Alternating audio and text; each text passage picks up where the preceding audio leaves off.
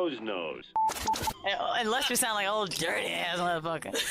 Rowe shit hit different. Rowe take a long time, man. I hate these artistic dudes. He's coming. Yeah, what's wrong? Come on, Rowe. I know they mad. They can't stop. Number one soundtrack in the earth. Black on. Living the number one movie for making records. Making the whole vibe. VHS making the soundtrack. I told y'all to in the movie. I told y'all I'm gonna show y'all how to clean your dirty money up with good money. Invest into yourself. My partner gave me 50. This is the I'm Kinda Famous podcast. I'm your host, Lester Rowe. New week, new episode 110 of the I'm Kinda Famous podcast. Too many fucking episodes. I know that much. KINDA Famous Pod, POD.com, the official website, or you can go to Facebook.com/Kinda Famous Pod. While you're over there, get them clean ass people collectors. We got the fucking shorts now. The little jogging shorts for the women. We got the bandanas. We got the t-shirts. Hats are TBA, but they will appear at some point. I haven't posted this yet, but me, like I said last week, we linked up with the money team. Jeff Mayweather, Floyd Mayweather boxing, and I guess not Mayweather promotion, but Mayweather Boxing Club in Vegas. Linked up. We got some shit for the rest of the year at least. They'll help promote the people collected over there with the boxing people and the martial artists, or not martial artists, but the boxing people. And then we got Dave Rickles with the mixed martial artists. If y'all know some fucking adult entertainers who want to rock some of this gear, you can hit me up, kindafamouspod@gmail.com. Trying to keep getting this brand out there in the biggest ways possible. And a people collector, a porn star is legitimately people collector. You know what I'm saying? So let's get that going. If you know somebody that's in the industry, for real, not just making sex tapes and shit, but like for real out there with it. If you got your, Porno Hub score pretty high, holla at me, we'll get it to you. We got Young Chuckles in the background, aka Xio from the Xio and Rome podcast. Back again with the resurrection. All day.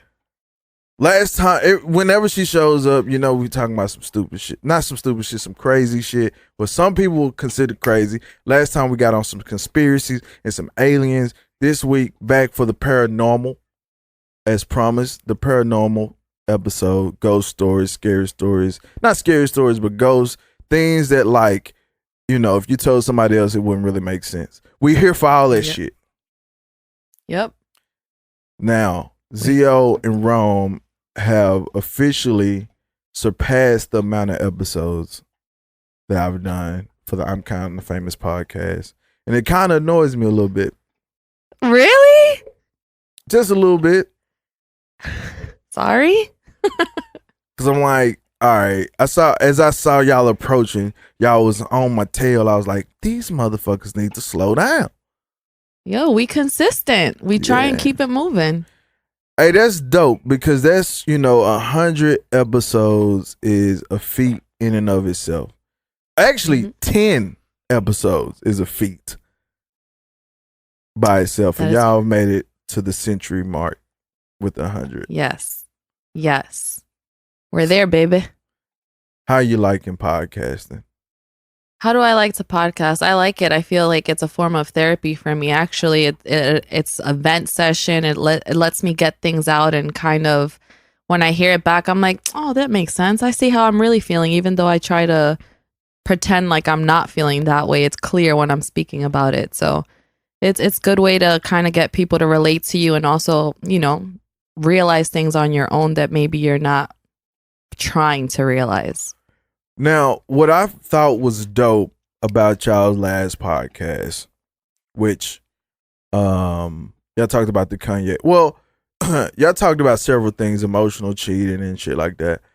But the Kanye conversation, what I liked about it is that y'all took it somewhere other than what everyone else is talking about. When talking about, you know, how Kim can be affected by this, and you know, if it would last, this little journey or whatever it is, if we believe it, if Correct. it's legitimate, if it's not a publicity stunt, that this could, you know, it's one of those things that can complicate a household. As one or two of the members, you know, decides a different journey, you ultimately stop being the person that you were when you made this relationship happen. correct. And then, you know, when people change the person that you fell in love with, you may not see that person in them anymore, and that creates issues. So, you know, it's a double-edged sword. They can both be looking at each other like they're completely different people. But outside of that, because I'm here for the shit. Okay. You think it's real? Nah. I think it's just another phase in his life, just like his moods. I think that it's going to flip in a matter of time. I think that it may ride out a little bit longer than the rest of his phases because he's getting a lot more quote unquote good publicity in comparison to what he's been getting with the last couple of years. So I think that the Make America Great Again thing, the you know, the whole Trump thing, the craziness of slavery being a choice, I think that all of that being a phase for him ended up with really, really bad feelings towards him from his fans and just in the media, period. So I think that he's riding this wave because it may be making him look better in people's eyes. So I think he may ride this out for a little bit longer than we expect, but I do believe it's just a phase. But he's already quiet. It's already quiet. Like, as soon as the album, I guess we'll see what happens Sunday. We gotta wait for Sunday to see, you know, what's going on with him. But I mean, he did his couple interviews. He dropped the project, and it's kind of been quiet ever since. Do you think that he may be back on medication and that's why he may be riding this wave a little bit? That he's back on medication? Yeah, because remember at one point he had said that he was diagnosed as being bipolar and that he had stopped taking his medication because he feels like his diagnosis was incorrect. Well, I also feel like that's bullshit too. Oh, like the bipolar part or the medication part? I think all of it is. Cause I look at, like I said last week, and off mic I'll tell you a little bit more, but I think that he's always been this person. Nothing has really changed. Like, he's always been, if you go all the way backwards to Kanye, he's always been like this out there person. And I think he's still being that same person, knowing that people pay attention. You know, like, if we are to believe any of this, then I don't understand why he still takes shots at Drake. If you know, if you're such a holy person and all this shit, he's been taking shots at Drake for a long time. He's been taking shots at Jay for a long time, like ever since Rockefeller ended. So, I just don't. I don't believe in it. I don't think the mental health thing. I think the mental health was like, he continuously does things to get sympathy from people. So you feel like he's always been a little bit of a manic character, and this is just kind of him highlighting certain parts of himself a lot more to his advantage. Yeah. I mean, he's you know, that's the funny thing about all of this. There's not a single person that will not proclaim Kanye as a musical genius. That's facts, though. That's facts. And I think that we touched on that part on our last episode too, where most of the people that you call geniuses in whatever aspect of life it is that they're quote unquote a genius in, they are borderline crazy. Like, I do believe that genius and crazy kind of go hand in hand, and there's a very thin line that separates them both. Yeah. Now, with that same genius, I think he believes, but for this conversation, I think that he believes he's a genius at everything. Yeah, I don't think that's the truth, but well, okay. And we'll give him the musical genius part. Right, but I think he thinks he's, because he's been so prolific at music, because you think he's like, I want to be, when he was talking about the fashion industry, when he was like, I want to be the Medici family, which fucked me up because it's not pronounced Medici. So you're already fucking up. He did say that he can't, but we've always known that he can't pronounce things. What was the song Past That Versace? It's Versace. It's Versace, homie. Like, yeah. So when you like in the Medici family was like one of the biggest families in Italy.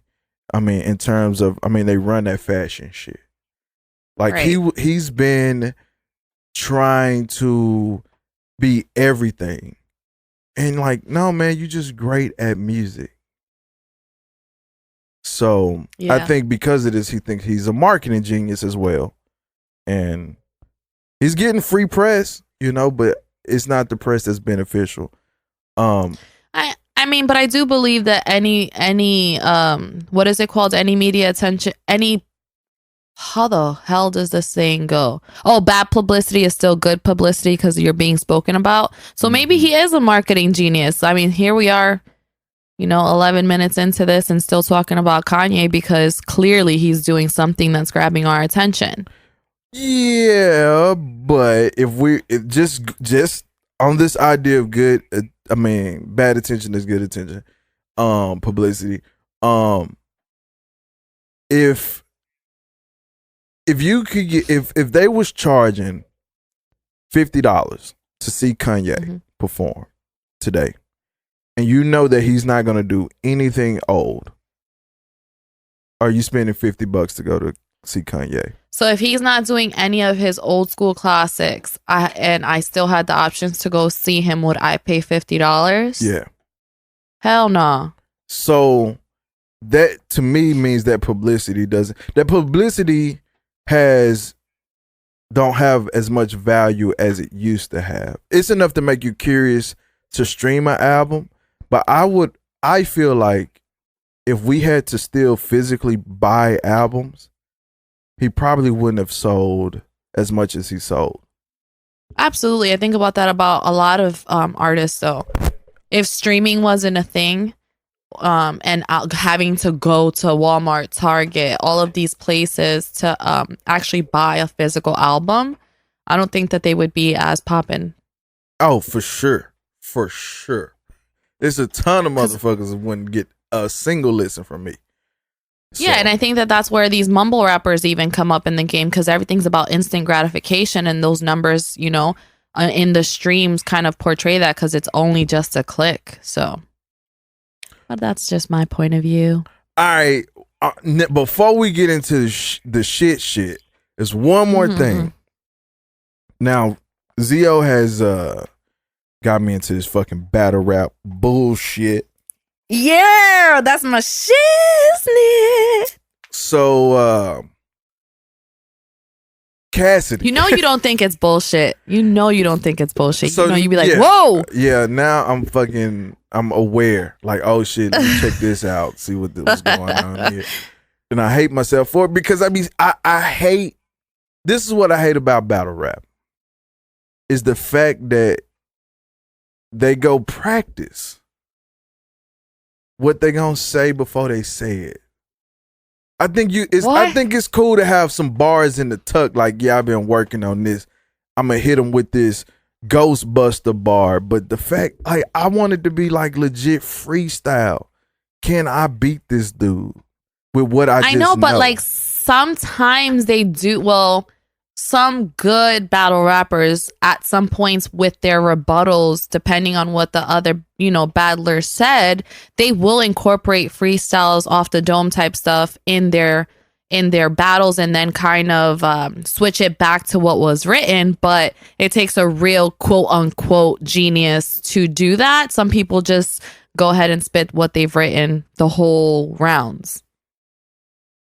Yeah, and then the other part I hate is like the stop and go aspect of it. Like a nigga could be getting, like, you can always tell who's losing by like the fact that they start talking to people. Like, yo, calm your mans down, son. Calm your mans down. Fucking disrespectful ass niggas over there, man. Do something about this, son.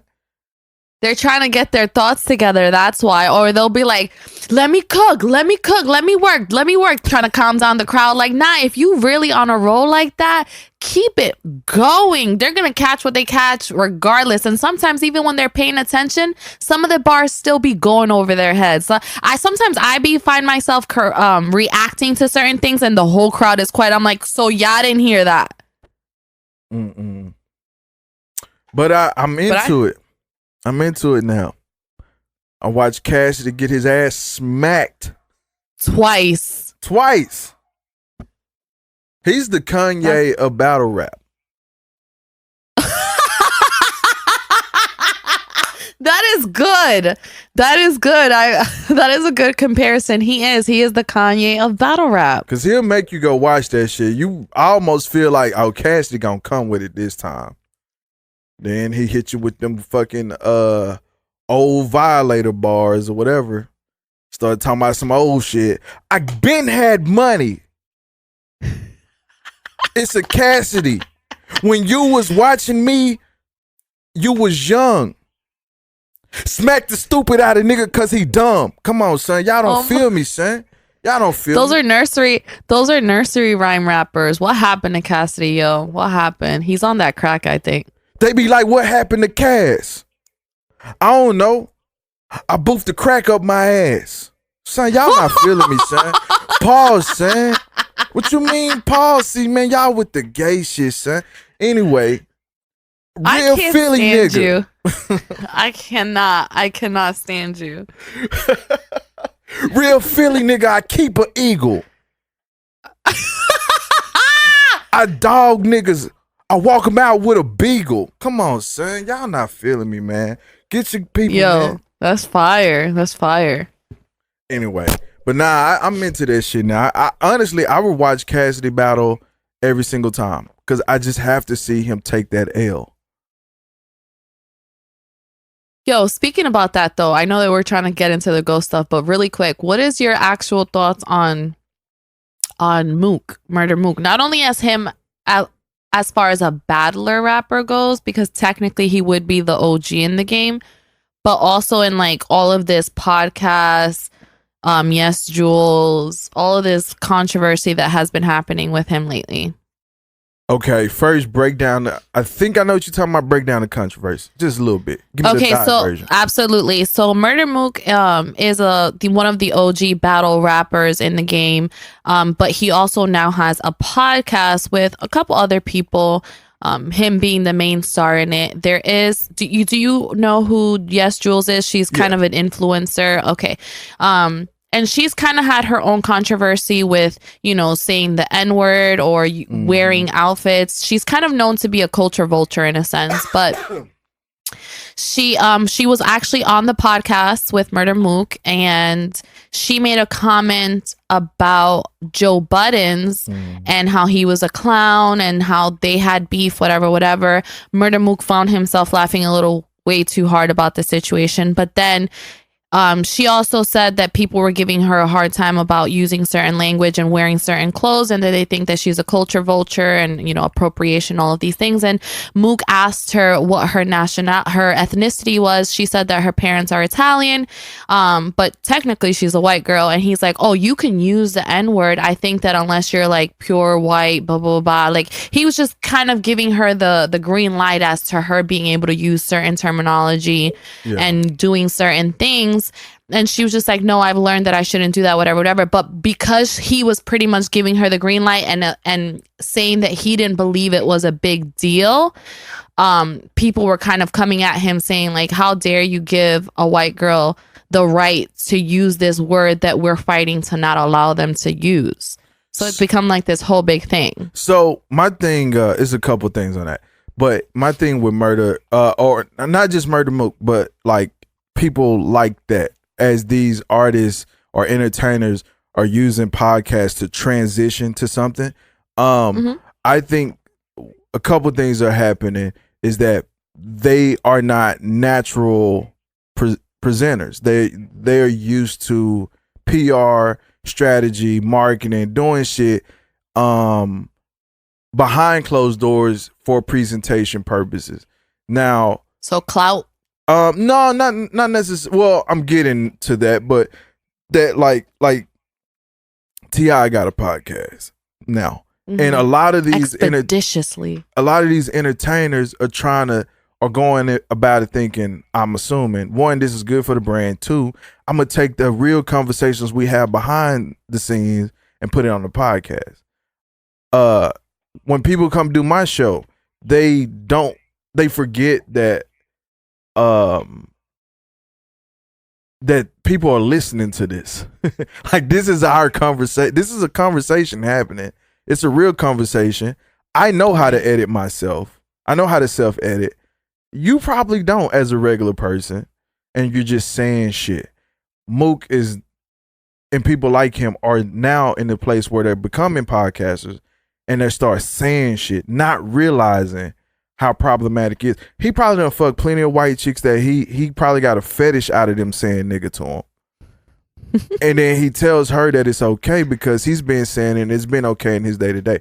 Now, the other part of this is that I think a lot of these shows with entertainers with followings who are starting podcasts and getting in, people like us getting in our way, they're using controversy to drive listeners, because that makes sense. We wouldn't know about that unless he put it on the show. And then, as we talked about Kanye, bad publicity is good publicity if people go check it out. Right.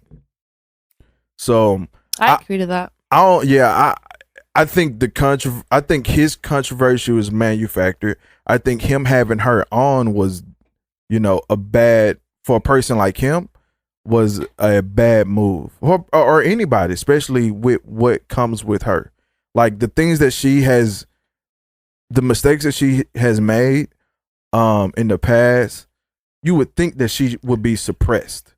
Like they would counsel her. But because these niggas want to fuck her, for one, and two, she is good for the blog sites, they're going to keep doing it because they don't have real good content. I mean, that's just what it is. Gotta do what you gotta do, I guess, to stay relevant. Because, I mean, you listen to, I think you listen to Joe Budden. Joe Budden does some things that are, for me or for us, we can tell, like, okay, that's the sauce. That's the sauce right there.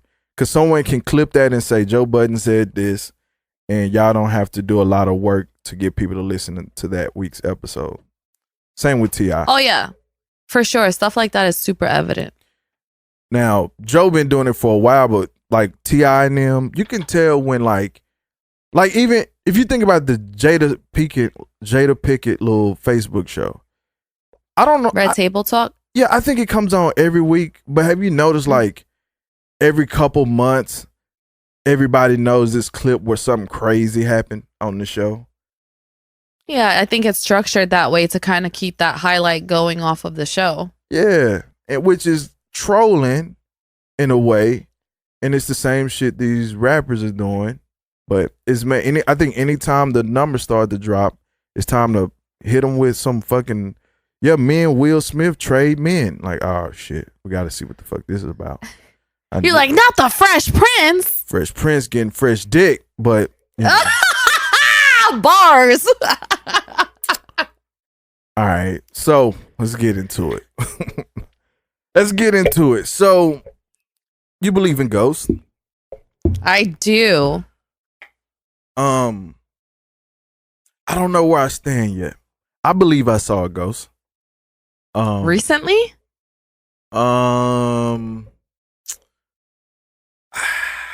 See now okay.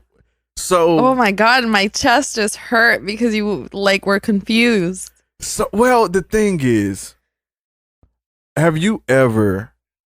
It's times in my day, or not even my day, but in general, where something will happen in my crib, and I don't know if it's just like the wind, or if some random spirit or something just kind of brushed against me. Like where you get that random chill out of nowhere. It's like, well, it's hot. Yeah. Or you try and convince yourself that it's your mind, like, man, I'm tripping. Yeah. What if every time, here, let's start with this. Do you believe in deja vu?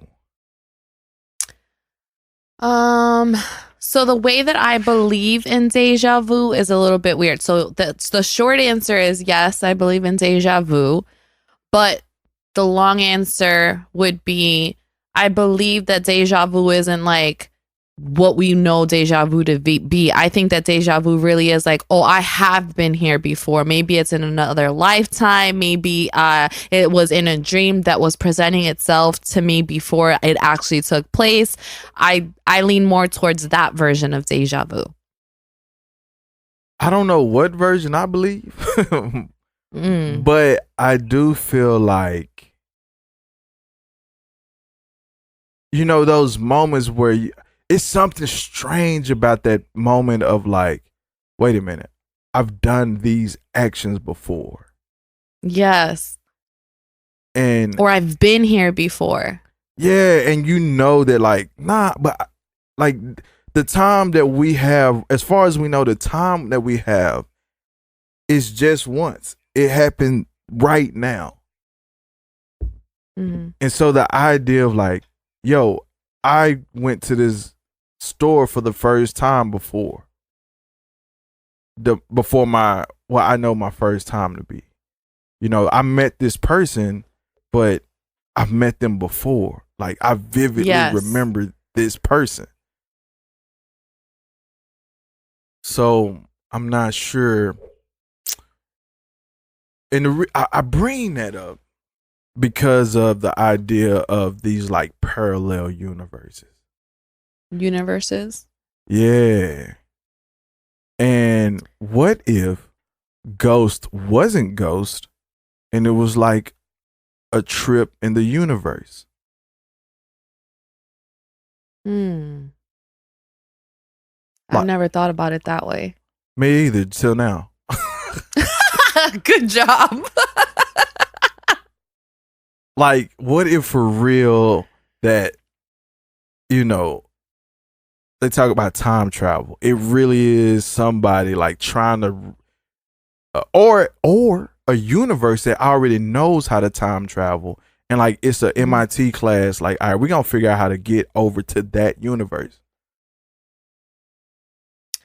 Yeah. Or what happens if like deja vu may also kind of work hand in hand with, have you ever heard of like, damn it, what's the actual word for it when like your spirit leaves your body and you're kind of stuck in between that space of like purgatory? Almost like is it purgatory? Yes. Yeah, I think that's what it is. So wait, isn't purgatory like when you're living something over and over again? No. Oh man, see now gotta get the Google box.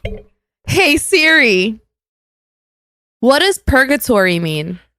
That's like some. As a noun, it means, in Roman Catholic doctrine, a place or state of suffering inhabited by the souls of sinners who are expiating their sins before going to heaven. So basically something that's bad that keeps happening over and over again. So that's purgatory. I think that when your soul leaves your body, it's almost like a lucid dream. You know how like there's been moments, I don't know for you, but I know that this has happened to me where like I know I'm sleeping, but I'm kind of sort of awake, but I legit can't move, or I can't like literally sit up and like there's a word for it, whatever. I can't think of it right now, but hey, do your Googles, and I'm sure Rowe will insert it here at some point with his editing.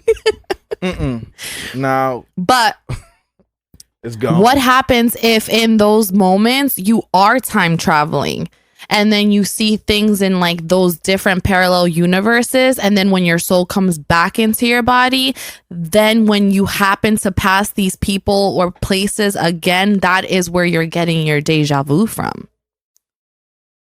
Man, I'm not smart enough to think like that. Man, I don't know. That just blew my mind because I thought of it right now when you said that. See, freestyling. Bars. When was the first time you believe you saw a ghost?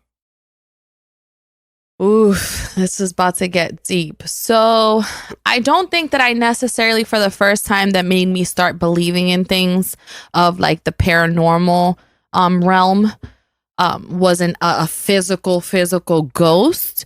But I do wholeheartedly believe that one of a family member of mine that was, you know, on his deathbed visited me in a dream to tell me things before his passing. To keep it kind of short, it was my uncle, and my cousins were younger, and he had spoken to my mom about taking custody of the boys upon his death. And my mom and him had stated that, yeah, that would work. She wouldn't let them get separated by the system. She would keep them all together, so on and so forth. And, you know, I didn't grow up with a father in my life, so he was probably the closest thing to a father figure for me. So him and I were very close. I remember one night, you know, going to bed, and I'm having this dream where he is walking up the stairs to my bedroom, and he asks me to sit down next to him on my bed, and is basically telling me that he needs my help, and that I need to make sure that I watch after my cousins when they come to live with me, because they're going to need a lot of assistance, a lot of help emotionally and other things, and that they look up to me. And he wants to make sure that I promise him I'm going to do that. And in my dream, I promised him that I was going to do it. And he was like, okay, it's time for me to leave now. And I'm like, okay, fine. He leaves, and I wake up from my dream. And when I wake up, it's like hot in my room. I'm like hyperventilating, and literally like 2-3 minutes later of me waking up, the phone is ringing. This is when house phones were still a thing. The house phone is ringing, and my mom picks it up, and she bursts out crying. And it's my aunt on the other line saying that my uncle's vitals were going down, and it was only a matter of time before he passed away. So I do believe that he visited me in my dream at that moment to kind of say his last goodbyes, last words before he actually, you know, went to wherever he went, to the other side, heaven, whatever you want to call it. How old were you? I was 11. 11. He put that kind of pressure on you. Yeah. Pressure. I lived up to it, though. That's all that matters. I hope you're proud, Unc. He was like, hey, fam, I know I'm asking a lot from you. You're only 11. Listen here. I know you've been watching Dubba Dare. I'm gonna tell you, Mark Summers, he's kind of gay, but need something from you. I'm about Chief. to give you a dare. Speaking of dares, I got something for you.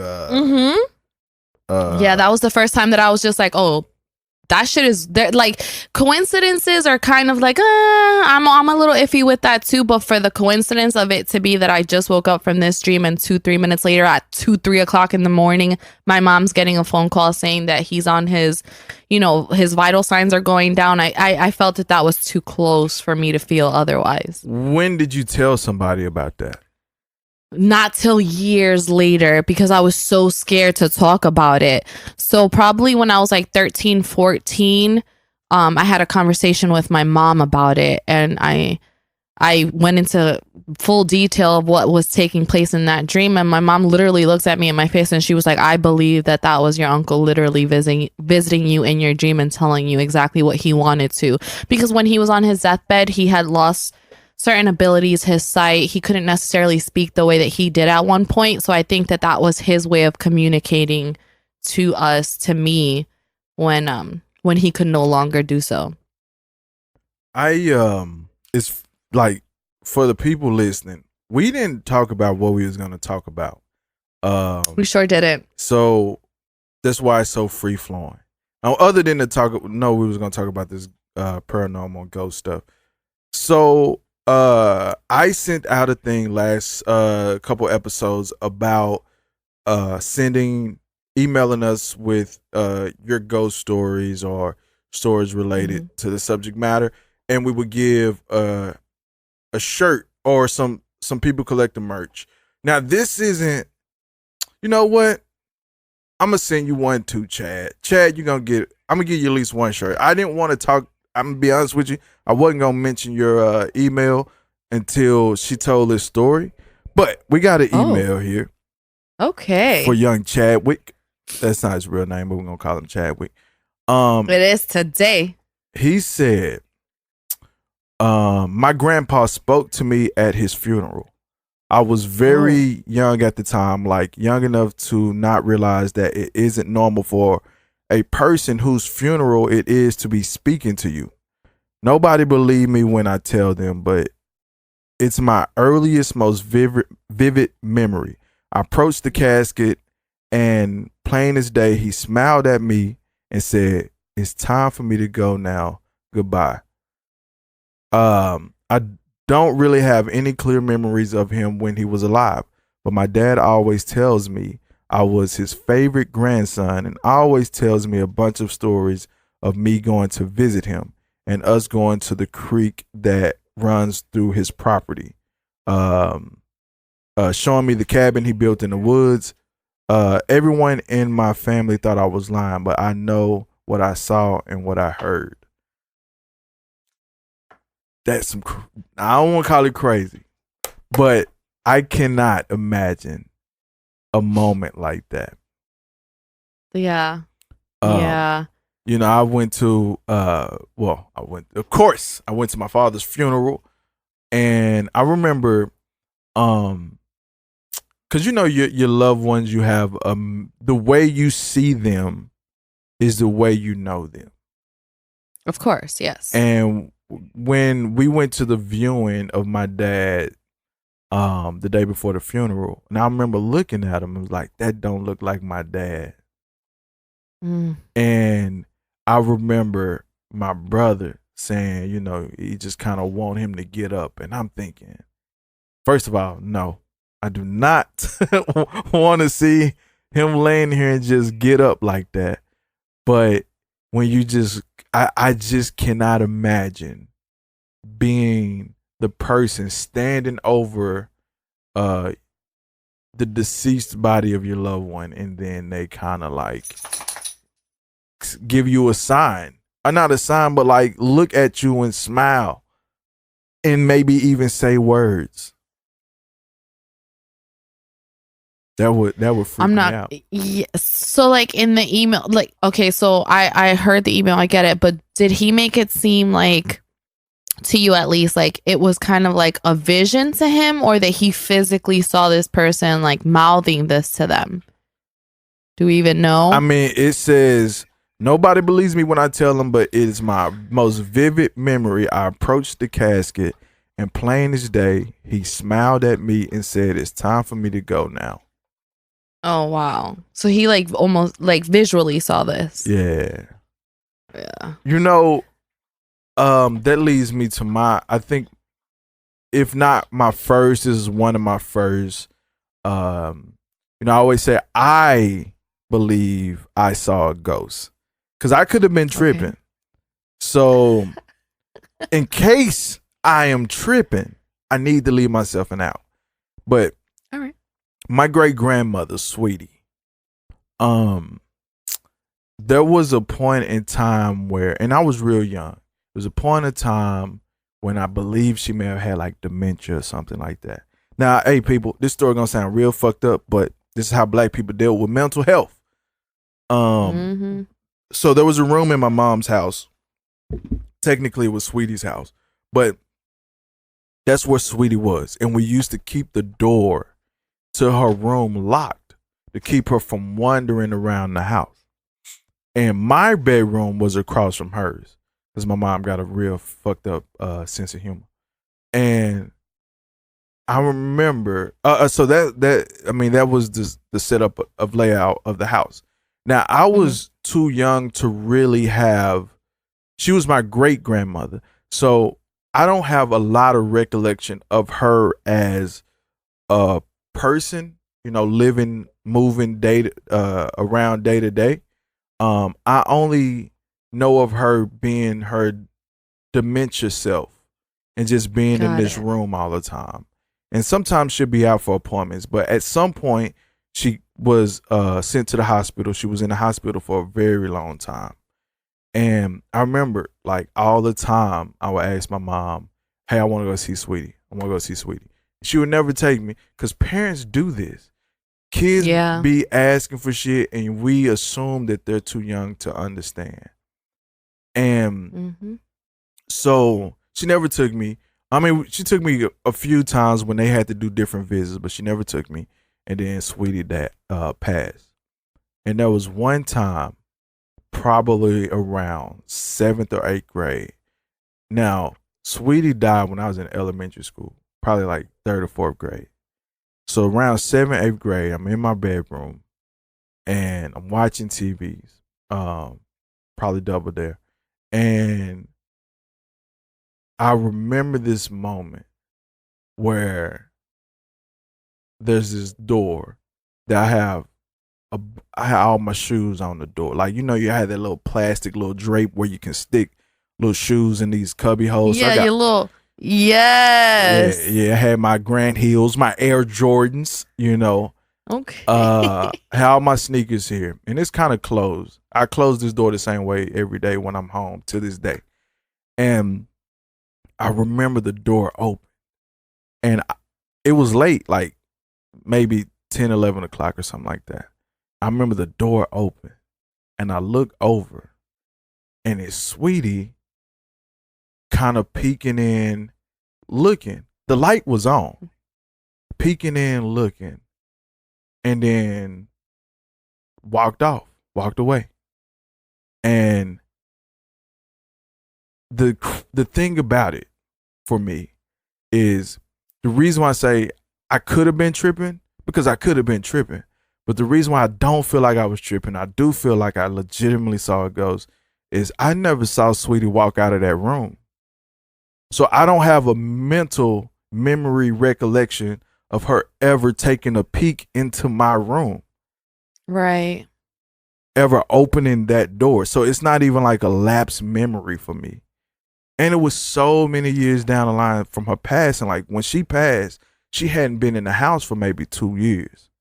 So wow. if she passed in elementary school, I mean, I probably was in kindergarten, 1st grade by the time that she was out of the house. So that shit to this day. So like, how like minorities are super, super, super superstitious. Yeah. There's a saying, at least in my family, that says that whenever you sense or feel that you saw a ghost, or that there's something paranormal happening, that if you genuinely feel scared, like if you feel fear, then that means that it is a negative energy, a negative source. And if you don't necessarily feel that, it's just kind of like, oh wow, I just saw that, and it's not a big deal to you, that means that it's a white good energy. Did you feel fear when you believe that you saw Sweetie? Nah, not at all. Like, not at all. Because there was another time where she walked past this so it's the living room and the den, and there's just like this separator between those two locations in my mom's home. It's a moment where I saw her walk across that, and I was just, there's never been a negative response to seeing that, other than like, yo, what the fuck? You know what I mean? Like the surprise of seeing it has been the only thing that has ever existed. But it wasn't like this thing where I feared, I ran off or nothing. I don't think I even ever told my mom about it. Nah, think about it. Yeah. So it was probably most likely her just kind of like taking a peek in on you, checking in on you, making sure that you were good. And it probably happened a lot more times than that. And that was just the moment that you actually like peeped it and noticed what was happening. Yeah, I mean, maybe like at this point, I don't have any answers for it, but Yeah. it's like it's one of those things. It was so clear. Like I think with a lot of people who, it's a show on Netflix that I started watching called Haunted, and it's like real people telling like their ghost stories or these stories like we're doing now, and there's reenactments about it and reenactments of these moments, and it's not all necessarily paranormal shit, but it's some, and it's amazing. Like if you felt like you saw it, like how vivid and detail you can be about that moment. Yeah. And then is this on Netflix? Yeah, it's on Netflix. It's called Haunted. Oh, I'm definitely watching this. Yeah. I mean, it's a really good show. It's enough to make you uncomfortable for sure. Oh, I like that. And at the beginning of Haunted, it defines haunted. I'm looking up the definition because you know what? No, I was watching some other bullshit movie called Haunted that defined it. But when you look up what haunted means, let me find it. It's a very interesting definition.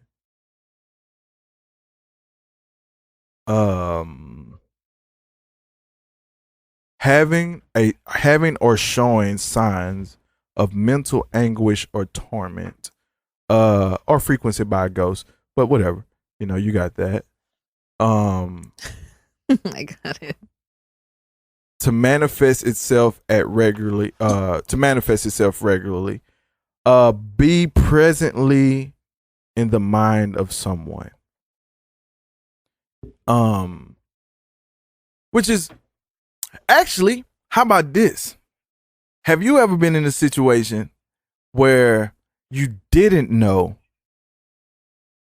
what that paranormal or ghost-like spirit was, but you knew something wasn't right? Yes. And kind of to piggyback off of what I had said earlier to you, where, as a minority, we have really superstitious things that kind of, go on from generation to generation. And you kind of tell people these things. So, oh, well, if you were scared, that means that it was bad. Or if you didn't feel anything, that means that it wasn't that big of a deal. It was probably a good spirit, a good ghost, whatever. Not too long ago, actually, I want to say about two and a half years ago, I had a moment that kind of coincides with what I was speaking to you about earlier, which is kind of like that space between sleep and awake. And I was asleep, but I wasn't completely asleep. I definitely knew that I was like in that space between trying to wake up but not being able to. It was almost like a sleep paralysis type thing. I want to get to that. And yeah, and I wanted to wake up. I literally recall being the feeling of wanting to just sit up in my bed and be fully awake, but literally could not. And in the process of me trying to wake myself up, no matter how hard I tried, I kept seeing this. I couldn't see the face of whatever this was, but I did feel that presence of something over me. And I just kept, the more I saw it, the more I kept trying to, wake myself up and get up and get up and get up. And then which something that felt like it was forever. It probably was maybe like a minute or two of me trying to get up, which is still a very long time, but it genuinely felt like it was a forever type thing. Finally, when I was actually able to wake up and, bring myself to and sit up and get out of my bed, I had this presence on me that was kind of like that my heart was racing. It was like adrenaline. I kept pacing back and forth in my room. I just felt like something wasn't right. So I'm like, all right, you know what? You're tripping. Go get you some water. you just freaked yourself out of sleep. So just go calm yourself down. So I walked to the kitchen. I grabbed myself a cup of water. I'm trying to like relax and calm myself down. I walk back into my room. When I walk back into my room, that feeling is there again, and it's so prominent. It's so heavy. And literally, listen, I'm not a very religious person. Like, I believe that there is something that guides this universe, something bigger than us, a higher power, that we can't necessarily pinpoint what it is, but there is something bigger than us. But I'm not that type of like go to church every Sunday type of girl. But let me tell you that when I walked back into my room and I felt that feeling, the first thing I yelled, literally at 3:00 in the morning, the first thing I yelled in my room was, whatever is in here does not belong in here, and I demand you in the name of the Lord to walk out right now. And like everything else subsided at that point. Like I started to feel more relaxed. I started to feel more like, all right, just sit down and relax. And it's like I couldn't define what it was, but I knew that it was something. So in the middle of or the middle of you being haunted, you turned into Joel Osteen. Pretty much. Started preaching the word. By the power of God, I said, get out. Out, demon. Get out my May the power of Christ compel you. May the power of Christ compel you. Yeah, that's exactly what it was. But I'm telling you, it was like I knew that it was something, but I can't sit here and tell you what it was. So sleep paralysis. I go. So for people who don't know what sleep paralysis is, and this is just based on the internet, basically. Y'all know the internet be telling the truth sometimes. So sleep paralysis is a temporary inability to move or speak that occurs when you're waking up or falling asleep. It's not harmful and should pass in a few seconds or minutes, but can be very frightening. Now, first of all, so scary. If you're talking about a few minutes, that's a long ass time. Thank you. Now, sleep paralysis also has another, when you search for something on Google, it shows you what other people search for. And it's the sleep paralysis demon. And it says here, it's known as the sleep demon. The sleep demon is actually a hallucination linked to sleep paralysis, which occurs when a person is jolted awake in the middle of REM phase of sleep associated with dreaming. You wake up, but your brain is still dreaming, and it's projecting your nightmares into the real world. Oh my God, that's scary. Now, the fact that they had to figure out a definition for sleep demon means that, for me, some doctor, some skeptic needs a way to explain this shit. And I'm calling bullshit for the simple reason I just going based on what this says. It says it's projecting your nightmares into the real world. So all of my dreams, I suffer from night terrors. And so there are points of my sleep, not on a fairly regular basis, but not all the time, where my dreams are just as real as this conversation. Like, this could be a dream and I don't know it, but it's recording, so I'm pretty good. Now, when I'm in these moments, I very quickly can recognize, with certain things, that this is not real. Going to the sleep paralysis. When I go through sleep paralysis, I ain't dreaming shit. I'm up. And I don't understand this idea of projecting my nightmare when it's only in sleep paralysis that I see these fucking shadow-like demon things that I cannot move from. Yeah, and then that's like it doesn't that kind of like makes you think, is this the space where these spirits and ghosts are, and because I'm in sleep paralysis mode is the only time and the only reason why I can see them? And I'm freestyling. And if you think about that, and you think about clairvoyances and all, like I'm a general skeptic to like psychics and shit like that. But if you ever watch like those seance like shows, or people talk about doing seance, and this is old fucking gypsy like lady who randomly flips her eyes backwards and then now she's talking between the netherworld. Like, right. If you think about it, just based on what you just said about this is our only way to kind of be in that middle ground. What they're doing in ways is their version of getting into the middle ground. This between wake and sleep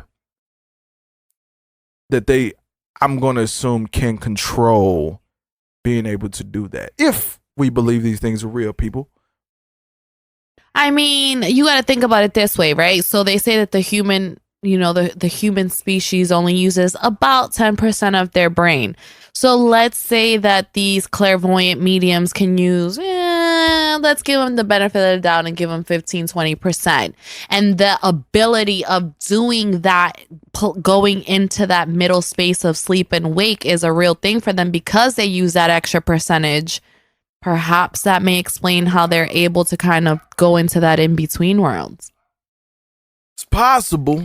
I can't say yay or nay one side or the other, but it's definitely possible. When it comes to back to the sleep paralysis, is I've had situations where I know how to wake up from sleep paralysis, and it's real weird because I will force myself to move a muscle. If I can move a muscle, I can wake up. But I've had cases with sleep paralysis where I will wake up 3 different times in the same session. When I say wake up, mean I go from one state, I wake up and I'm still there. And I wake up again and I'm still there. Then I wake up again and it's me really waking up. And every single time I hit that reset button, I see another version of this demon-like creature. I'm going to say demon because it's more dramatic. But this demon-like creature that, it's not even it touches me at all. It's just it's just watching. Yeah, it's just sitting there, standing there, watching you. And it's almost like, nigga, what you looking at? What you trying to see? Yeah. So yeah, I had actually this gives me the opportunity to talk about the actual email that I am sending the merch to. Let me pull this up. There we go. This one is probably gonna fuck you up. I'm not even gonna lie to you. Jay? Is it Jay? Let me make sure. Oh, here it is. D-Do. Whatever, man. Niggas is weird. D-Do. All right, man. Here we go. We're going for it. Do it. So D-Do, this is probably a real way to spell this, but I already hit him up and let him know I'm reading this. So we're gonna read this out. We're gonna send you the People Collector merch. People Collector Cosmic Culture. We got we got a hat. Sorry, you ain't get no hat. We got the bandana. We got People Collector t-shirt. We got a People Collector sweater and a Cosmic Culture t-shirt. So we're gonna send all 3 of those to you. We can throw some stickers and shit in there too. Reading that. So and we got some more. We're gonna have some more giveaways coming up with these. Get these out of here as we promote more of the People Collector brand. as well. But here's the one that officially will be getting the merch. All right. It says, I live I live with my mom and my sister in a pretty big house for three people since my dad is always at work. My mom says she experienced some paranormal occurrences since we moved in, like pebbles in the hallway, and said pebbles skidding across the hallway to her home. I also remember some experiences from after we moved in, like this one morning, I was getting ready for school and the living room lights flickered. My mom, extremely religious, extremely religious, so she did some cleaning, as she likes to call it. And it all died down. It stopped for about 3 or 4 years until a couple months ago. We were all sitting in the TV room, each doing our own thing, when suddenly a lamp flew off the shelf. A few minutes later, she went into the garage, and one of the jars we keep screws and nails in on the shelf fell as well. She once again did some of her cleaning, and it got quiet for a while. Until yesterday. Now, he sent this as an email. Until yesterday, as I was coming out of the bathroom, I could clearly hear a woman saying, hello. Both my mom and sis were in the TV room, which is on the other side of the house, and it couldn't have been our neighbors as no one lives on that side of the house. I was sitting in a rocking chair. Oh shit. I was sitting on a rocking chair in our living room with my feet on a dining room chair across from me as I was looking on YouTube. And I went and told my mom about it, and she told me that she felt like someone's been watching her since yesterday. And she just now did the cleaning again. What do you think I should do? Do you think my house is haunted?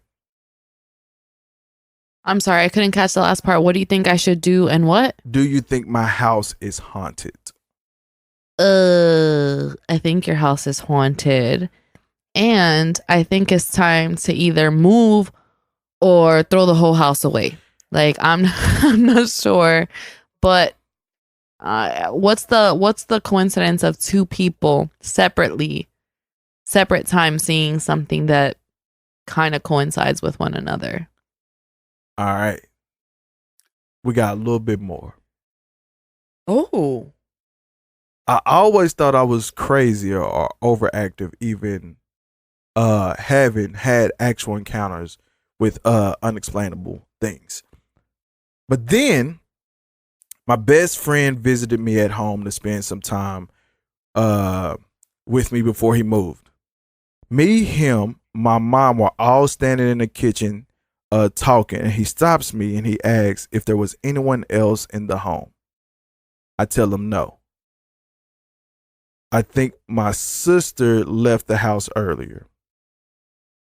He, this beautiful, genuine, very religious, amazing Muslim person, then proceeds to tell me that there's something definitely passed by the doorway to the kitchen.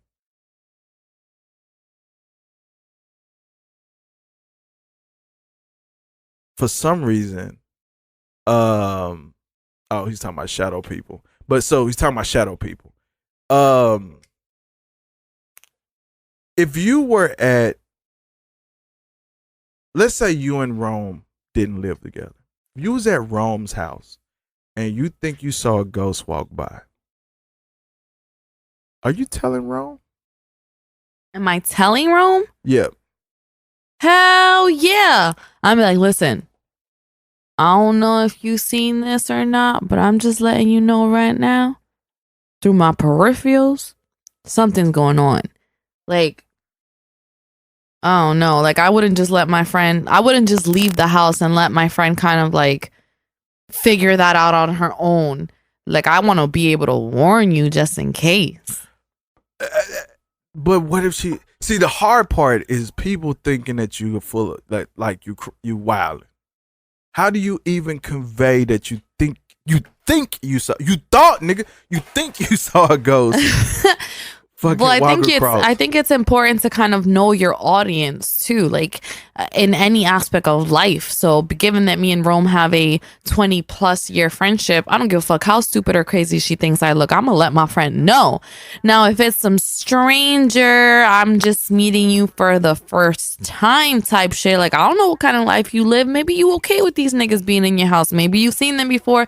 Maybe I don't want you to think that I'm crazy. But I'm going to talk about it with my friends after I leave your house. Like, yo, I'm going to tell you right now, that nigga's house is haunted. I done seen some shit.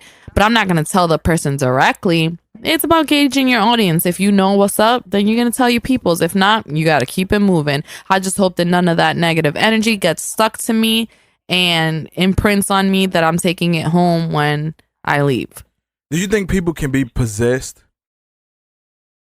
Oof. I do think that people can be possessed because imprinting to me is a very real thing. I think that energy is real. Just kind of like, let's take it a more simpler approach. Like if you are in a good mood and you go around people that are in a negative mood, in a negative space in their life, that tends, especially if you're someone who can kind of sense these things, that tends to kind of like transfer to you. I mean, what is Newton's law? For every action there is an equal or greater reaction. Like I feel like you can absorb certain things that people are happening or doing or feeling around you.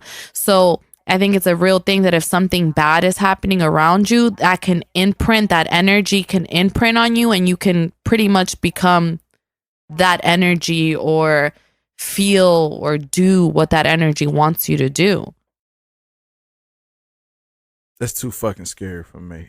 But like, think about it. Ghosts and spirits, that's a form of energy in itself. So, because technically, when we're on this world day to day, like all we're really living with is this flesh. Like at the end of the day, your soul is an energy, quote unquote. So if you're in the spirit world, in the ghost world, whatever you want to call it, and you are a form of energy, you can very likely imprint yourself on someone else that is a flesh. See, because I ask about possessions, because if you think about some of the levels of evil that people that we like put on people, like that person's evil for whatever they do, and I'm even talking about like, someone who's doing something radical. People who do something that would be considered radical. See, all right, bet.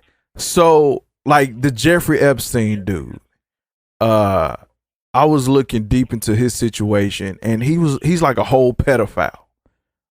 He's just a nasty motherfucker.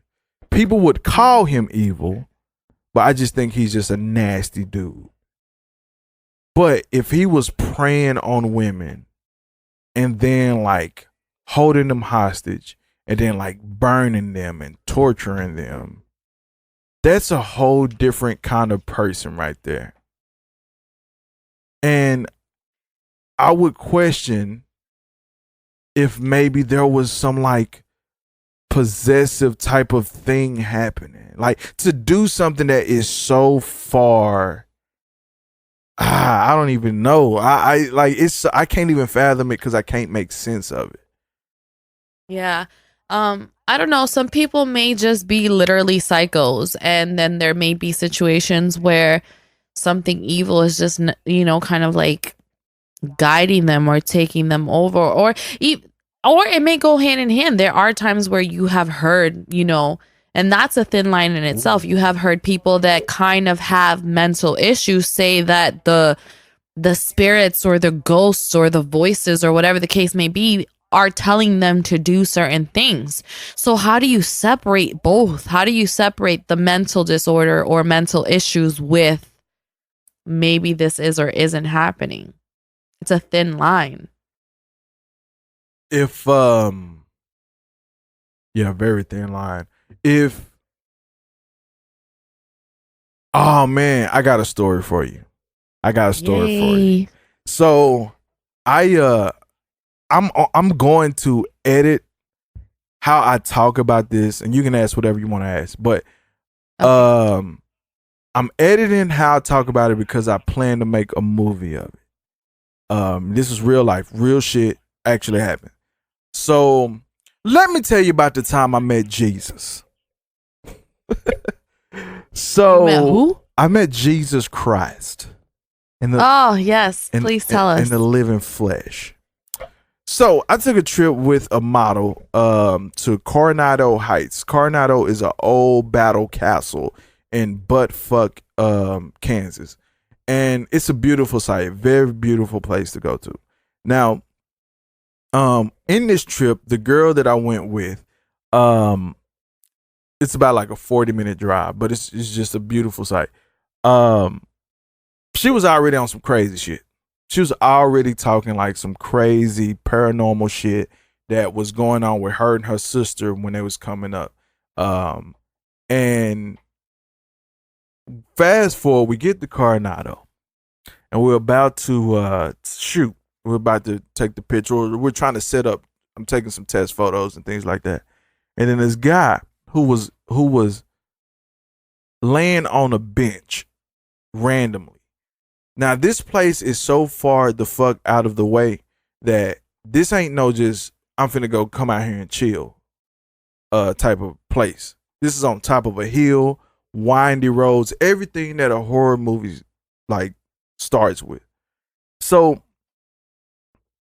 at some point he walks up to us and he's like, people hate me. And I'm like, all right, my nigga.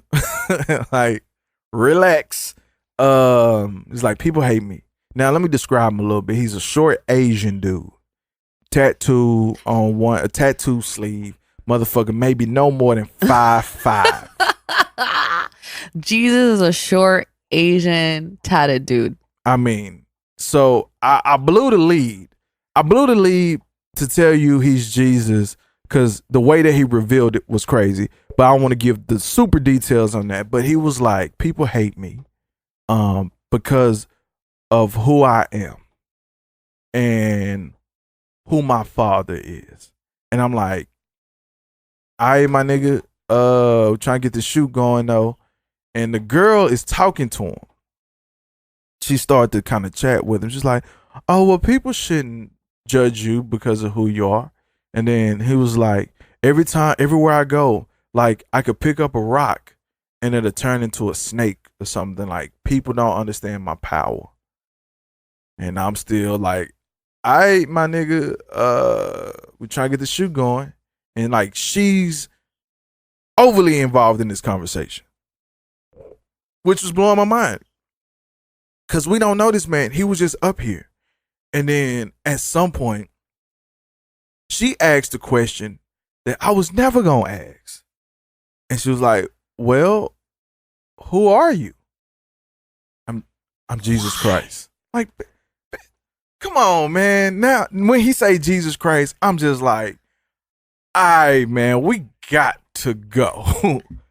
Did you get scared at that point, or were you like, man, this nigga bullshitting?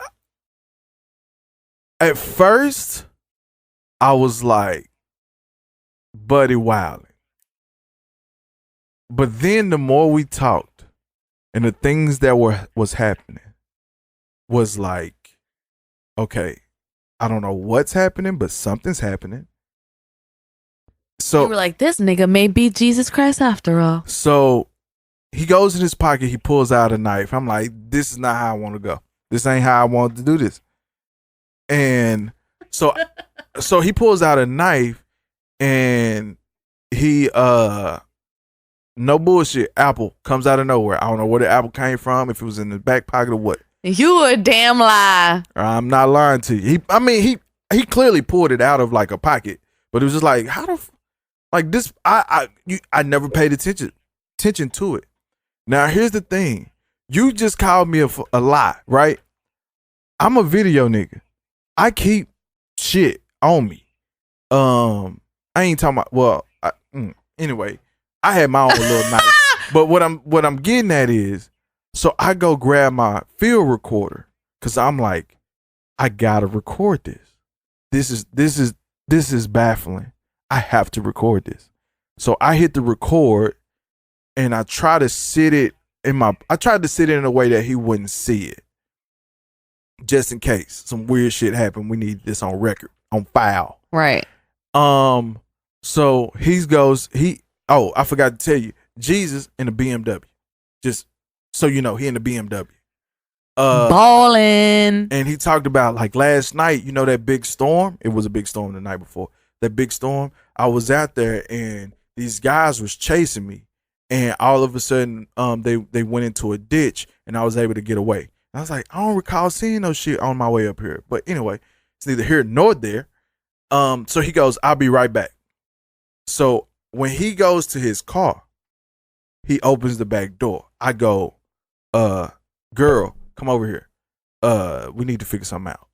And so he grabs a duffel bag. He sits it down in front of us. And I'm thinking, guns. We about to die. We about to die. And he pulls out all these precious gems, rubies, emeralds, stones. And he was like, it doesn't matter. Anything I pick up will transform. And she goes over and walks to the bag and says, whoa. I'm like, bitch, get your ass over here. What are you doing? We don't know him. You all up in his bag. She's like, gems. You know, dot hoes. So she grabs it. She walks over to me. Now, mind you, I'm in between my car and the car door. So I open the door up because I'm like, I'm needing this door to shield from whatever's going to happen. So she brings it to me. And I say, hey, relax. You know, just kind of say, hey, you need to get away from this nigga. So fast forward.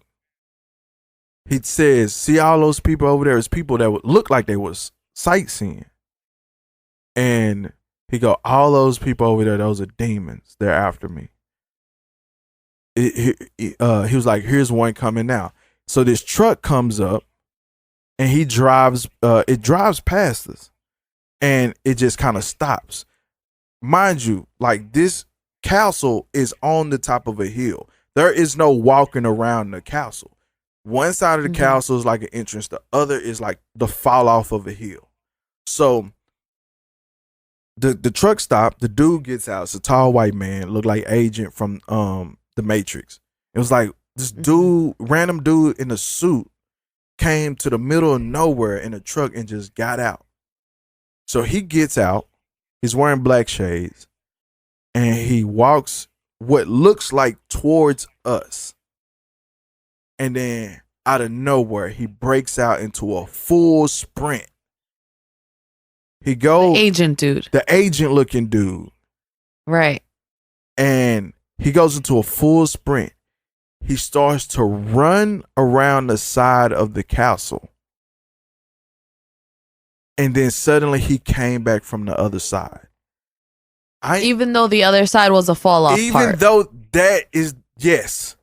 At this point, it was at this point, I was like, this shit ain't normal shit no more. Like, it was already not normal, but it was like, okay, psychopath, crazy Asian dude, not normal. But he said, like, this dude right now, he's just stalking me.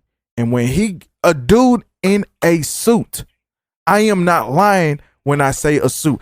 The chick was with me. If I still talk to her, I would have had her come on. I mean, I can talk to her if I want to, but I didn't want to talk to her.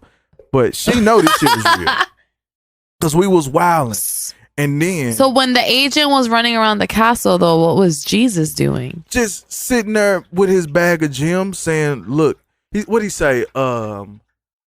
They know they can't do anything to me. I think that's what his line was. They know they can't do anything to me.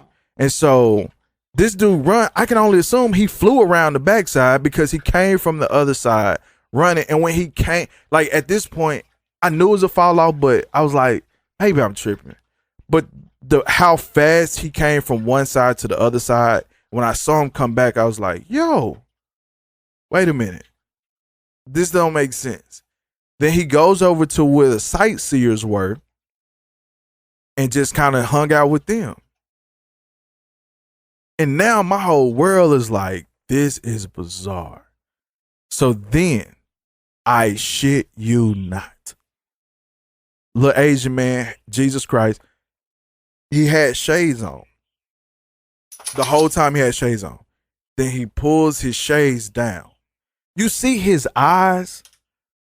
So you saw the whiter eyes. So I don't want to make it that dramatic, but his pupils like were dead black, like black as fuck. From where I was standing. Let me just say that, from where I was standing.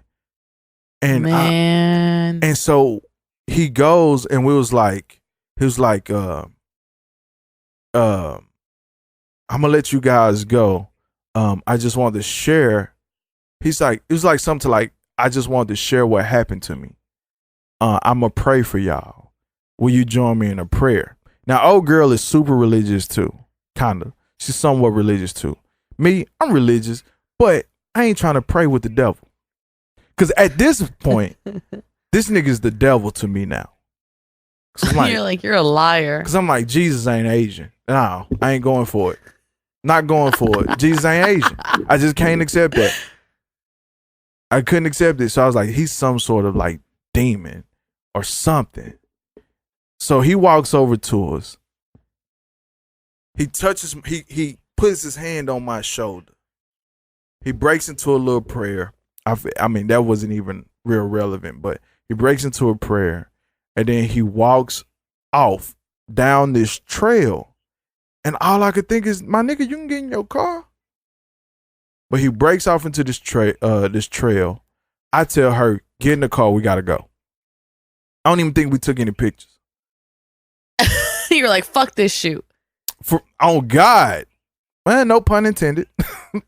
Oh. Well, so we got up out of apropos. there. And when I say like moments out, as soon as she got in the car, I grabbed my recorder, I hit record again, and we talked about it. Like, I have all this audio still of this moment, of one of the most freakiest moments of my life. And I was like, I can make this movie and say based on a true story and not be lying. Yo, I want to see that. Like, I mean, even the story the reason I'm editing high a lot of parts of this, because going into it, she was talking about some paranormal shit. And she was talking about, it feels so weird. I just feel like something is going to happen when we get up there. And sure as shit, something happened. Yo, do you believe in that clairvoyant thing though? Like maybe she has that sixth sense of things. Now, she was just a whole thought, but oh, okay.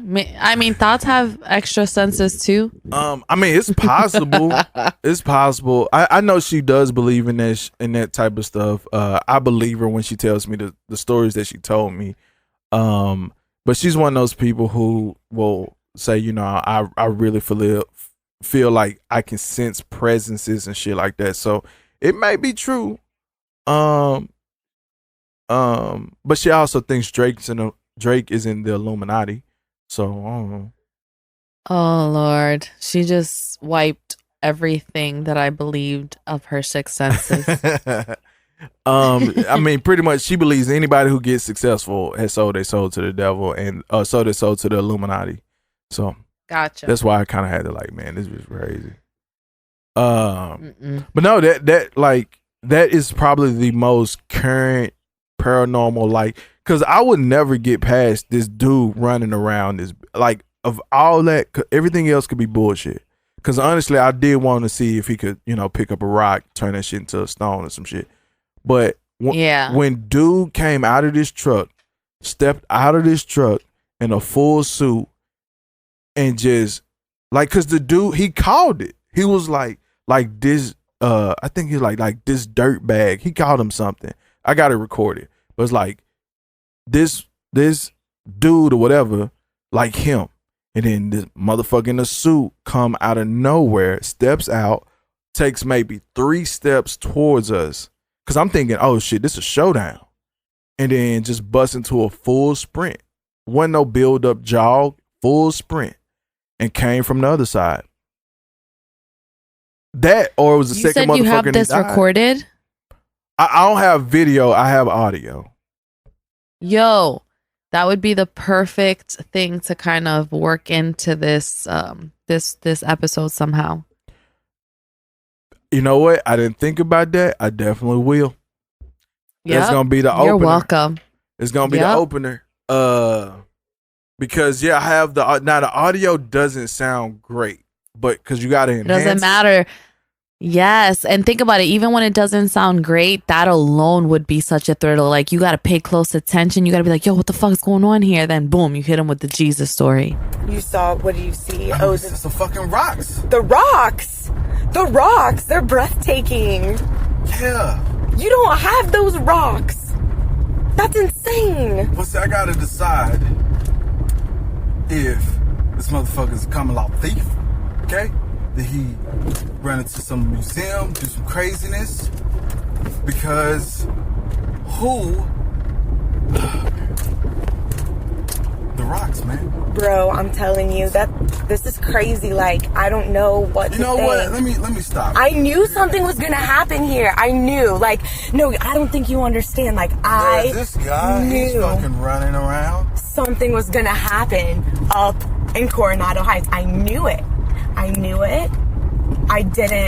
just knew it. That's all I could say is that I felt something spiritually weird was gonna happen up on Coronado Heights. I don't know where I'm at on the spiritual part here. I just don't look. You know what? No, something spiritually weird did just happen, but Like 100%, because you hear the girl talking and then you hear him talking. I think I don't know, because I wasn't talking a lot, so it wasn't really shit I was saying. And Nigga, you was scared. Stop playing. You was like, look, I don't know if I was. Nah, I was scared. It was like you asked me that I think it was full of shit or for real. It was a point where it's like full of shit, and it was like, yo, I mean, I refuse to believe a little Asian man is Jesus, but you was like, yo, shorty set me up. She had them out here. She set me up. She had me out here looking stupid, not trying to do this shoot. I see what she was doing. Then all of a sudden, homie ran around the little castle joint. And you was like, oh, wait a second. Man, I didn't even think that. I just thought this little Asian dude was a killer. Honestly, I thought we was about to die for real. I mean, when he pulled out the knife, pulled out this little apple joint, and I didn't think too much. I was like, damn, man, I don't want to go out like this. I had a little knife in my pocket, but Asians is kind of, it's in their DNA. Quick with the hands. But when he went to his car and when he said, I want to show you something, and they ain't never meant nothing. When niggas pop trunk, they ain't never meant nothing. And when he grabbed that bag, he grabbed the bag, and it was so dramatic because he dropped the bag on the ground, dust flew and all this bullshit, and he unzipped it slow as hell. And I'm thinking, yep, shotgun, something. And he pulled out it was a bunch of fucking stones. Like, yo. And I would like to believe like he robbed a museum or some shit, but we ain't got no shit like that here. Yo, you should have just been like, yo, G, short for Jesus, because we close like that. Let me get some of them gems. Share the wealth. Well, you do wait, man. Go on, show me something then. Like, you know what I'm saying? Like, you see this rock? Turn it into a ruby right now. Yeah. So, but it was something else I was gonna ask you. Do you believe animals can sense spirits? I believe animals and babies can sense spirits, just because I don't know, I have this thought in my mind. I may be crazy, maybe I'm bipolar too, like Kanye West, but that's neither here nor there. Maybe I feel like the more of like the purest souls, like, someone that doesn't necessarily mean malice, which babies kind of lean towards that because they still have that innocence. Animals, because they naturally have, that sense where they gotta like feel things out and be more like hunters.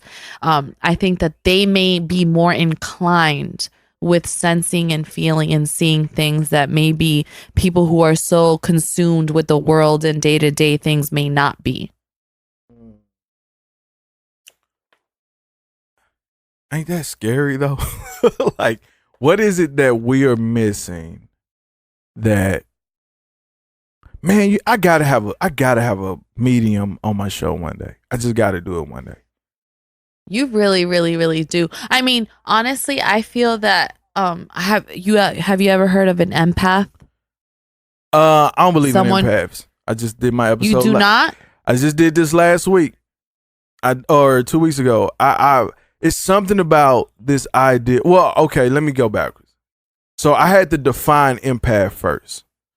And empath is like, the definition is like it's in line with clairvoyancy type shit. Yeah, in a sense. And then so the argument I was having about it is like the fact that people go, I'm an empath because when you're sad, I feel sad. It's like, nah, that's like normal. If you were sad right now, I would feel that energy. If you was happy right now, when you're in a good mood, I'm gonna feel that energy too. I don't think that necessarily would make me an empath, because we all will say, whatever energy you put out is contagious to what's around you. Correct. Now, if a person is telling me an empath is like a person who, if you're sad, I come across you, I make you feel better, but now I own your pain. If that's an empath, that's some next level shit. I can't argue against that. But I think that contagious feeling, I think feelings are contagious. I don't think it means that a person should start to take ownership into some whole new terminology for mental health issues. Mm-hmm. Yeah, I can see that. But as you was talking about empaths. Yeah, so basically the reason why I was saying that was to kind of touch on the fact that, like, I agree with what you're saying and I understand, but personally, like, there are moments that have happened in my life that I feel like maybe make me an empath. Like, not only in the fact that I do tend to be a sponge with other people's emotions, kind of how you were touching on, but there's been moments where literally I won't even be in the same room with someone. And perfect example, I was probably like 13, 14, and I was at a friend's house, and I went from like joking around, being cool, laughing with my friends, to all of a sudden genuinely feeling like this heaviness. Like I just felt the need to go home. And I'm just like, I have to go home. And they're like, why? Like, you just got here. It's fine. It's not a big deal. I'm like, no, I have to go home. So I go home, and then when I go home, I walk in the door. My mom's like freaking out, crying. And she's just like, your cousin's in a coma. And I'm like, why? Oh, he was playing basketball, went up for a layup. The guy hit him with his elbow by accident in his head. He fell down on the floor and just became like went unconscious. So I don't know if it was just all a coincidence, or like the feeling of what was happening at that moment made me feel a certain type of way, and I felt the need to go home. Now, if people were saying that was an empath, I would be more like, okay, you know what I'm saying? Like, because there is something about, they say women, mothers have that gut feeling or whatever, where it's like something ain't right about something. Just randomly, something don't feel right. Let me call. Let me do this. Let me do that. If that was more aligned to what it was, I'd be more inclined to believe that. I think, that sense of feeling, that something isn't right. I don't know how to explain it because it's above me. Like what you're saying. I don't know if I've ever had those kind of feelings. Yeah, that's happened to me actually more than once. And I guess that's why I probably lean towards saying, oh, I think I'm an empath, because I don't even necessarily have to be in the room with someone and feel that off-putting feeling like, oh, I don't know, like something just doesn't feel right. And then whether it be the same day or days later, I find out that oh, something happened, with somebody in my family or a friend or whatever. And ultimately, it can just be the universe. It can just be coincidence or whatever the case may be. But it makes me lean towards that. Why do you think people have trouble believing like these stories when it comes to like the paranormal and even like that gut feeling, we just kind of write it off? Why do you think people get into that? I think that the reason people kind of shun the idea, put their own stamp on why it's not true, is because people fear the unknown, and the fact that you can't necessarily give an exact reasoning, an exact definition, pinpoint visually exactly what happened. I think that fear is a way to kind of say, oh no, that's not real, because as long as you tell yourself it's not real, then you don't have to be scared of it. I often feel that is what people do when they watch horror films. As long as, like, when people say this or that isn't scary, it's their way of kind of guarding themselves from being having fear while watching a scary movie. Yeah, and it's convincing yourself of that. It's kind of how, for example, pathological liars tend to believe their own lies, and they create these scenarios to say, oh, this is what happened, even though they know damn well that's not what's happening, but they've created this universe for themselves by believing those lies. I think that that's the same thing. If you're so scared of something really, really deep inside of you, but you convince yourself that it's not real, it's not true, oh, you're being extra, then you don't have to deal with it. You don't have to deal with that reality. Well, and with this, what is the thing in the non-human realm that scares you the most? In the non-human realm. So meaning, like, it would. Okay, go ahead. It sounds like you got it. Sorry, no. I would say that if there is this parallel universe, spirit world, ghost world, is that we don't necessarily have any sort of control over that. So what they may have over us may be significantly more detrimental than we actually even want to lead on, or we want to believe. That is, like, they say, oh, the ghost can't touch you or go. How do we know that? Like, if it's a bad demon spirit, like, I don't know what they are possible of doing. Like, I don't know what they're capable of doing. That is probably the most fearful thing to me, the unknown. I just kind of thinking about that and thinking about sleep paralysis. I wonder how many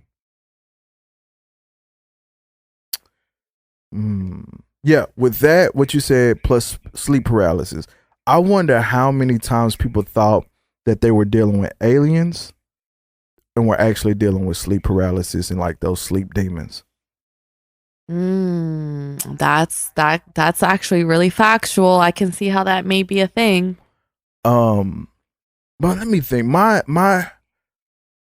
big fear or thing that would make me most uncomfortable is, if demons were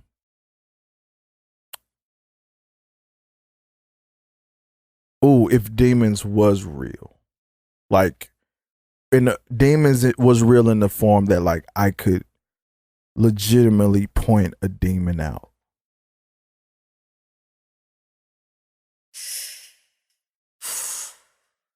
Oh no.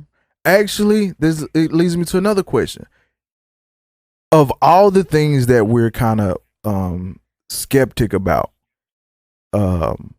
what power of knowledge would you want? Would you want to be able to talk to ghosts? Would you want to see demons? Would you want to be able to go into parallel universes? Would you want to talk to the dead? What would you want to be able to do? Whoo, Jesus. I You don't could be call like on the the Lord kid again, didn't from I? Sixth Sense. So, I mean, I think I think that I'd probably want to speak to them. I think that I don't want to speak to them to the sense where all of their voices, all kind of like the movie Ghost with Patrick Swayze and Whoopi Goldberg. I don't want it to be so overwhelming that all of them are talking to me all at once. But I do want it to be to the point where if like one of them was to kind of notice that I can see them, be like, oh shit, I can relay my message to her and maybe have my quote unquote unfinished business finished so that I can completely, go to the other side and be done with this stuck in between. Because I do feel like sometimes that may be the case for some of them. Now, would you, okay, you get this power. Do you want to be able to hear the voices or hear and see? Because I'm going to add this, if you can see them, you also get to see how they left the world. Yeah, no, I don't want that. I just want to hear them. Like, I want to be able to hear them and be like, kind of like, there's a voice inside of your head when you speak to yourself too. So like, it's common to sometimes hear that voice.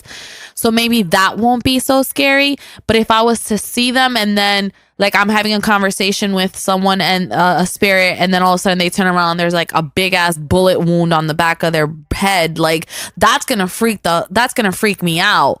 I don't want to see that. I feel like I'm the type of person that once an image is in my head, I continuously see it even afterwards. So I wouldn't want to have to deal with that part of it. I don't know what I would do. I think I would probably go for, you know what? I don't want to fuck with none of that shit. let me live my life. You want to be completely oblivious to it all. Yeah, I want people like you to show up like, because once you know, you know. You know what I'm saying? Yeah, like, you can't unknow it. And it's like, there's a lot of responsibility to be. Because think about like, because I don't want it to be my mission to help you, you know what I mean, get to the other side. Like, oh, hey, I can't imagine being in a hood, hanging with the homies, and the niggas like, hey fam, I need a quick favor, man. My little girl, I was supposed to go drop this off before I died. Can you know what I'm saying? Can you take care of that for me? Like, nigga, I was planning to go to the movies tonight. Like, I was playing spades with the homies. But like, cause I don't want to get caught into the unfinished business. I think I would want to be able to point out evil though. Like if evil people had like a little halo or something around him, say, oh, that's a bad motherfucker right there.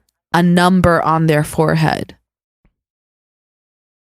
Yeah, maybe. I wonder how that's crowded actually good. the I didn't world think about looks. that way. That's crazy. You think about how crowded the world would be if you could see all that shit. I'm gonna need to listen to church music on when I go to bed tonight. Make sure none of this energy. Hey, you get that? What's the big blunt that like the woke sage? Yeah, sage. They get you some sage. What would you believe in witches? You believe in all that kind of like? I believe that people do practice magic regardless. Kind of like, I mean, brujeria, which is like santeria and all that stuff in the Spanish world sense. So even though santeria and brujeria, there's a thin line there. You can use it for good white magic, quote unquote, black magic. I do believe people practice certain things. Do you? I don't know. You Spanish? Yes. Did y'all do the? My kids are half Mexican, and when they was little, this woman fucking rubbed an egg on them, and then cracked the egg. Yeah, that's santeria. So basically the thought behind that is that if you take an egg and you rub it over someone, it's supposed to soak up all the negative bad energy around them, and it now is consumed by the egg. And sometimes what people do as well is they throw the egg and smash it on the floor afterwards, and it's supposed to be like, killing off all that energy that was soaked up. I personally didn't do that to my kid, and I didn't do that as a child myself. I do know of people that have done it as adults, kind of like a cleansing. But yeah, I think it's more religious based when it comes to Santeria. Would you do a Ouija board? No, not only because I'm scared of what may happen, but two, I'm of the thought that once you start playing with those types of negative energies, you're welcoming them around you. So I don't want anything to do with that. Yeah, you know what? I just made myself uncomfortable. I thought that this was supposed to be fun. I'm like, well, listen. Now hearing each other's stories, we're like, damn it. What the fuck? You saw Jesus? I'm literally over here talking about, no, I'm good. Let's just use some sage tonight. Yeah. So, why don't you tell people about your show and, how you guys been holding on? Yeah, so we are about 2 years in the game. As Rose said, we are at 100 plus episodes. And, we're two best friends that have been best friends for 20 plus years.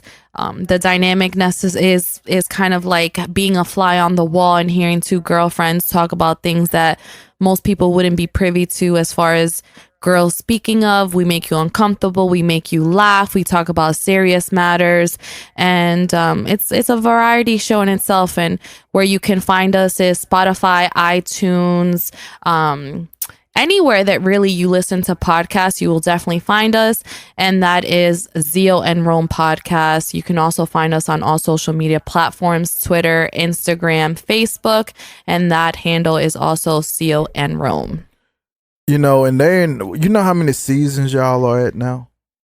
Yeah, 11. 11 seasons of the Xio and Rome podcast. Yes. Now, typically, I talk shit about people who have seasons, but like the way that y'all do it is kind of brilliant. Thanks. It's real. It's genius in a way because it gives it like more. It feels like more. It feels content. like it's been going on longer than it actually has. Completely agree with that. And that's the thought behind it. It's like, let's break this up in seasons. Series have seasons. The best things have seasons. So let's just break it up where people are like, oh, I'm on season 4. I've been writing them with them since season 1. Yeah, because like right now it's a couple podcasts that I know of. Like they do seasons and they take breaks between seasons. And I feel like you can't have a podcast like ours and have seasons, because you're mostly made up of, how we're feeling right now, whatever that Correct. Is it, are we talking about relationships? Are we talking about current events? Like there's no reason why you cannot continue, unlike, more story-based podcasts. And so anytime I hear of like a new podcast going into a season, I'm like, oh, y'all won't make it past season 1. Yeah, we don't necessarily take breaks. Our seasons kind of just flow one into another. And I mean, there's been major life events that have happened individually and together for us, and we still make it a point to record regardless of what's happening on around us. I almost had a co-host. It was almost about to happen. It was real good. I mean, she was real good real good to the show addition. What happened? I don't know, man. That fell through? I don't know. People keep asking about her, but I don't know. So I don't know. One thing I can definitely give you props for though, Ro, is the fact that it's it's hard with 2 people. So for you to sit there and drop episodes by yourself, keep that communication going with what you think people want to hear, keep it flowing for the amount of time that you actually record for your episodes. I think that alone is something to be proud of, for real, because it's hard. I'll take the compliment. Shit, thank you. You know, you're welcome. Give me my flowers. Yes, you know I'm giving you your flowers, King. Yeah, through the King got this, so I'm all the way up. We all the way up now. Yeah, we well, before we go, one more question. It's podcast related because someone asked me about this yesterday. What do you feel about the celebrities getting into podcasting? I think that it was bound to happen. I think of podcasting the way that I think about those weird questions they used to ask you in the SAT exam, which is, I know it's a weird comparison, but you know how they say, oh, taxi is to car as this is to that, or whatever the case may be. So I think that to ride on the taxi train, it's that's a weird way to say it, but whatever. So I think that Uber is to taxi as Uber Eats is to, you know, Domino's delivery drivers. I think podcasting is the new wave to what radio used to be.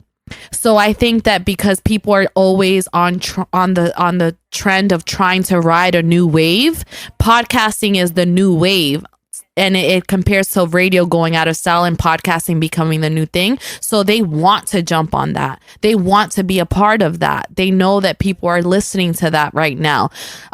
It's bittersweet, but at the same time, I can honestly say that I would feel like I have one up on them, because even though we haven't been doing this for a long time, we would be, you, I, Rome, all these other podcasters out here would be quote unquote considered the alumni of the podcasting world. Yeah, you're right. It is bittersweet. I do believe, like, you know, like we talked about Mook earlier, but like, yes, the TIs, and maybe TI will be fine in the space.